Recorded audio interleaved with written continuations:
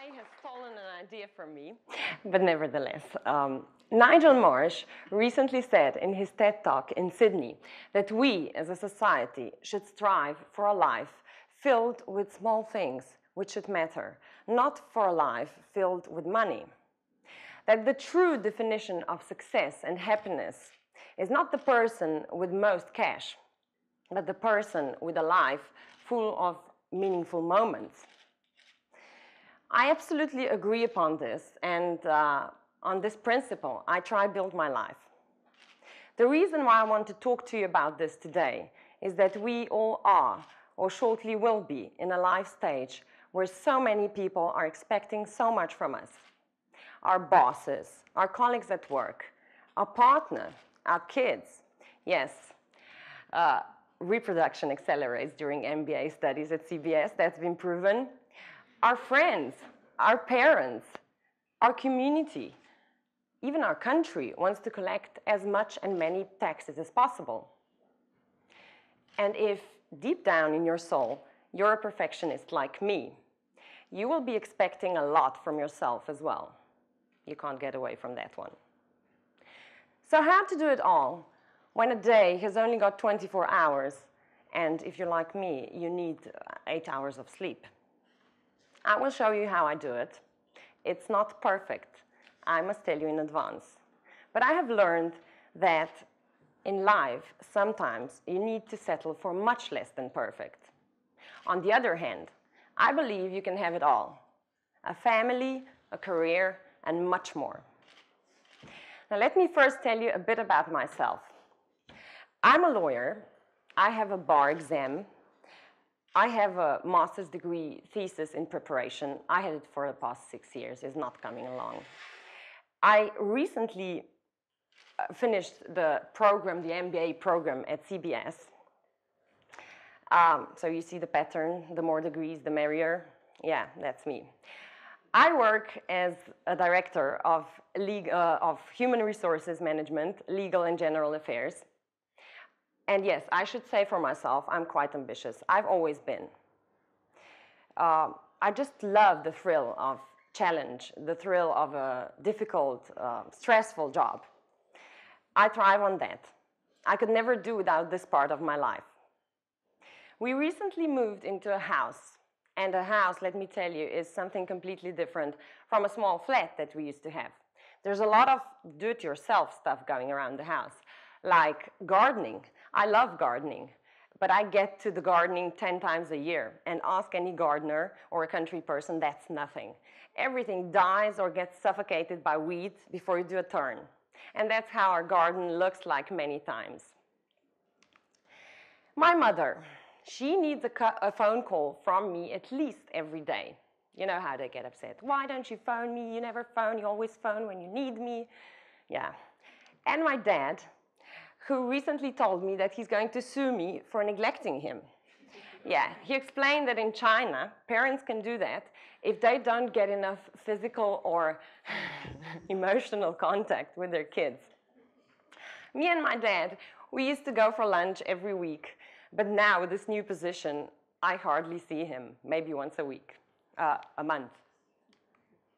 Now, these are my 3 small kids, devil's angels, very energetic, very loud, very stubborn, and very creative in getting their own way. That's me and my husband, by the way, he's the 4th child sometimes. We just want to get away sometimes, you know, just for a while.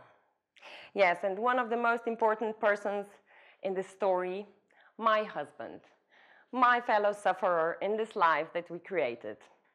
We are very supportive of each other because that's what you need to be if you want to flourish in our situation.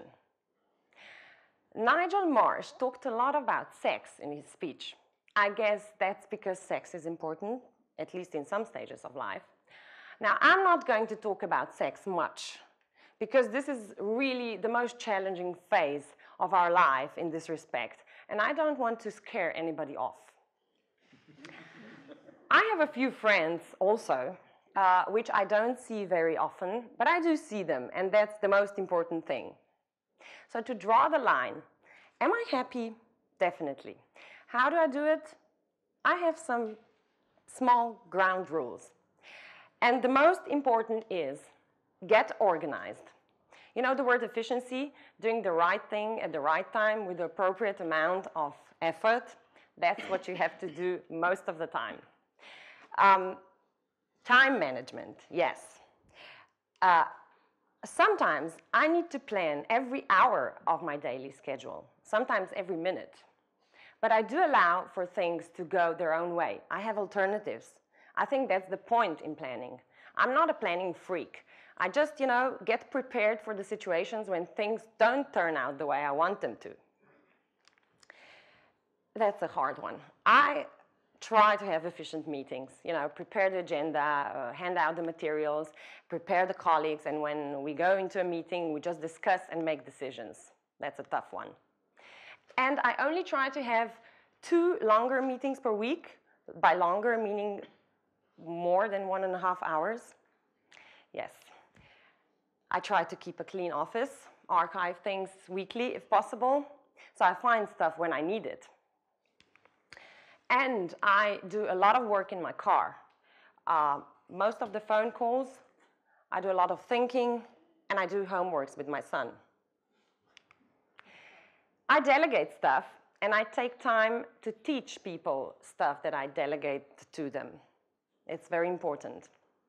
So if I go to the private side now, we have a cleaning lady to do the cleaning of the house once a week. We have a nanny to collect children, help with the logistics.